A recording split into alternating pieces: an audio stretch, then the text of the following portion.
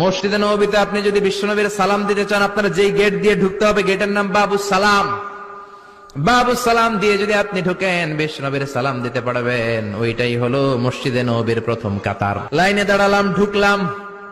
ভাগ্য ভালো, এমন একটা জায়গা পেয়েছি লেখা মাকান তাহাজ্জুদি রাসূলিল্লাহ, মানে এই জায়গায় রাসূল তাহাজ্জুদের নামাজ পড়তেন। আল্লাহর শুকরিয়া আদায় করে 2 রাকাত সালাত পড়ে আবার প্রথম কাতারে ঢুকে গেলাম। এবার বিশ্বনবীর সালাম দেওয়ার পালা। হাঁটতে লাগলাম সবার সাথে। রাউদাতুম মিন রিয়াদিল জান্নার পরে ছোট্ট একটা জায়গা, এই জায়গায় সাইয়েদনা ঈসা আলাইহিস সালাম দুনিয়াতে আসার পরে, দাজ্জালকে হত্যা করার পরে 40 বছর দুনিয়াতে থাকার পর যখন ইন্তেকাল করবেন, বিশ্বনবীর বাম হাতের এই পাশের জায়গাটাতে ওনার সেখানে কবর দেয়া হবে। সুবহানাল্লাহ, ছোট্ট একটু জায়গা, কবর দেয়া হবে সেখানে। হাঁটতে লাগলাম, এরপরে বিশ্বনবীর কবর, লেখা মুহাম্মদ রাসূলুল্লাহ সাল্লাল্লাহু।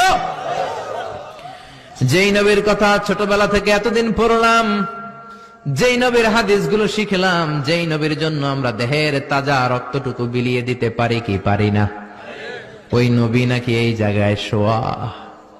কোন উম্মত এই কথাটা চিন্তা করে ধৈর্য ধারণ করতে পারে?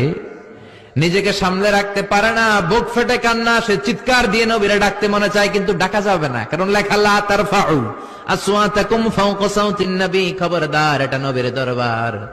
নবীর দরবারে উঁচু গলায় বড় গলায় কোনো চিল্লা ফাল্লা বা আওয়াজ করা যাবে? দাঁড় দাঁড় করে মানুষ চোখের পানি ছাড়ে, চিৎকার করে কাঁদতে পারে না।